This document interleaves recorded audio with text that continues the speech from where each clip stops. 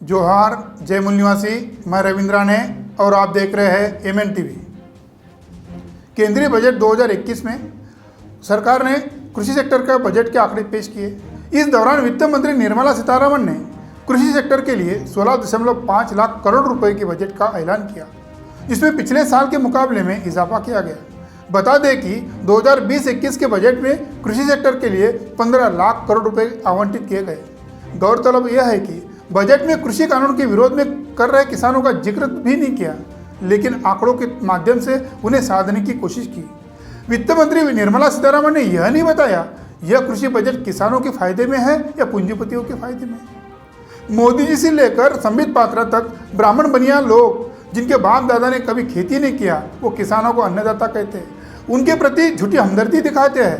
महाराष्ट्र के एक संत थे, कुणबी जाति में जन्मे जगत गुरु तुकाराम महाराज। उन्होंने ब्राह्मणवादी व्यवस्था पर बड़े प्रहार किए। उनकी कल 2 फरवरी को जन्म जयंती थी। वो मराठी के अभंग में कहते हैं कि तिथे पाहिजे जातीचे ऐरा गवाळ्याचे काम नव्हे। इसका मतलब किसानों का दर्द जानना है तो उस जाति में रहकर दर्द का पता चलता है। हमारा किसान धूप हो, बारिश हो या रात हो या ठंडी, इसमें अपना कर्म करते जाता है। वो कहते हैं जावे त्याच्या वंशाकडे। किसानों के वंश में जाने के बाद पता चलता है कि किसानों का दर्द क्या होता है। कल शिवसेना के सांसद संजय राउत, अरविंद सावंत सहित सभी सांसद दिल्ली के उस किसान आंदोलन में मिलने गए थे। सभी किसान संगठनों ने उनका स्वागत किया। कुछ किसानों ने BBC हिंदी पत्रकारों को बताया कि संजय राउत आए, उनका स्वागत है। हमसे ज़्यादा महाराष्ट्र के किसान तकलीफ में हैं। वहाँ पानी की किल्लत होती है, किसानों की आत्महत्या हो रही है। शिवसेना के महाराष्ट्र के मुख्यमंत्री उद्धव ठाकरे जी को उन किसानों ने कहा कि महाराष्ट्र के किसानों की तरफ देखना चाहिए। प्रधानमंत्री नरेंद्र मोदी, वित्त मंत्री निर्मला सीतारमण कहती है कि हमने किसानों को कृषि सेक्टर के लिए 16.5 लाख करोड़ रुपए दिए। यह सबसे बड़ा दंभ है, नौटंकी है। संत तुकाराम महाराज कहते हैं कि बरेची देवा कुणबी झालो, दंभेची असतो मेलो। अच्छा हुआ कुणबी कुर्मी के घर में जन्म हुआ, नहीं तो दंभ करके नौटंकी करके जीवन यापन करता था। 16.5 लाख करोड़ रुपए का उनका दंभ चल रहा है। वो दंभ अडानी और अंबानी के लिए है, ताकि वेयर हाउस बने, मार्केट बने, रास्ते बने, खेतों तक रेलवे लाइन की पटरी बिछाने का काम कर रहे हैं। अंग्रेज जब भारत में आए थे, उन्होंने रेल लाइन बिछाया ताकि उनका व्यवसाय होए। मैं स्वयं महाराष्ट्र के विदर्भ रीजन का हूँ। विदर्भ में बड़े पैमाने पे कॉटन खेती होती है। अंग्रेजों ने रेल का निर्माण कॉटन अपने देश इंग्लैंड में लेके जाने के लिए किया। अंग्रेजों ने लूट लिया इस देश को, इसलिए तो अब कहा जाता है कि गोरे गए काले आ गए। 7 अगस्त 2020 को पहली कृषि रेलवे देवड़ाली नासिक से दानापुर पटना के साप्ताहिक शुरू किया। कृषि मंत्री नरेंद्र सिंह तोमर ने वीडियो कॉन्फ्रेंस के द्वारा हरी झंडी दिखाकर शुरुआत किया। किसान रेल से सस्ती दरों पर कृषि उत्पादों, खासतौर से जल्दी खराब होने वाली उपज के परिवहन में मदद मिलेगी और यह पहल किसानों को उनकी फसलों को उचित मूल्य दिलाने के लिए सहायक होगी। यह सब कुछ अच्छा लगता है, दिखाई भी देता है, मगर यह सारा प्रोजेक्ट पूंजीवादी व्यवस्था को लॉकडाउन के दरमियान किया गया था। पहले बेच दिया और वित्त बजट 2021 में महज घोषणा किया।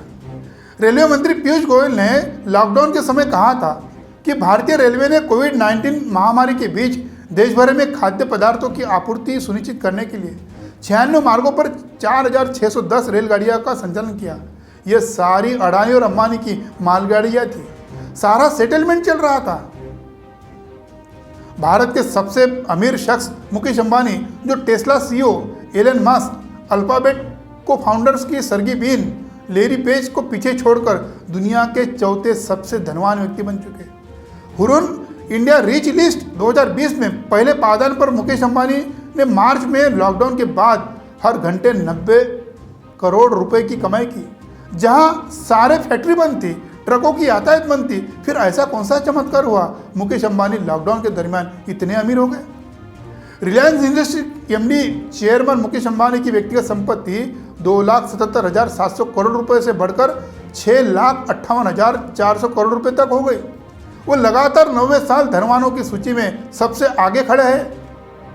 वित्त मंत्री ने बताया 2021-22 में एग्रीकल्चर क्रेडिट टारगेट यानी कृषि कर्ज का लक्ष्य 16.5 लाख करोड़ रुपए का है।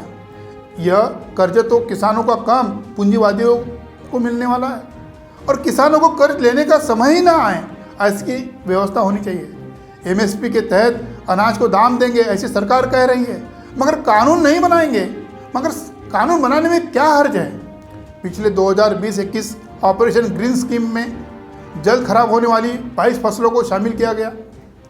वही एग्रीकल्चर इंफ्रास्ट्रक्चर फंड तक एपीएमसी की भी पहुंच हो गई।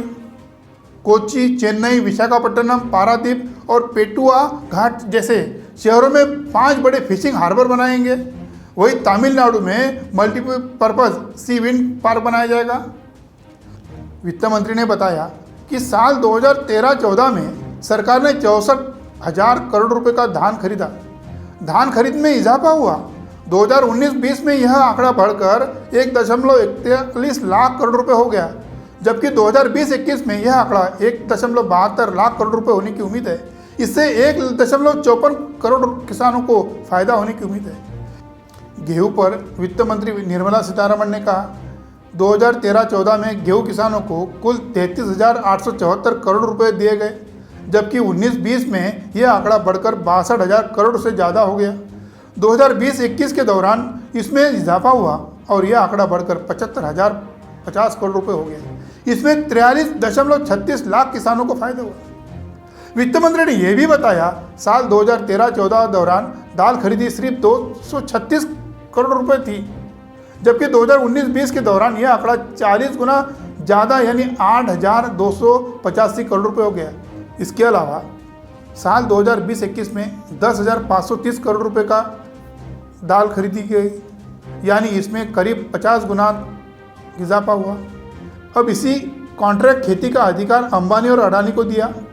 अब तक फायदे में होने वाली धान, गेहूं, दाल और खरीदी और बेचने का काम पूंजीवादी व्यवस्था को दे दिया।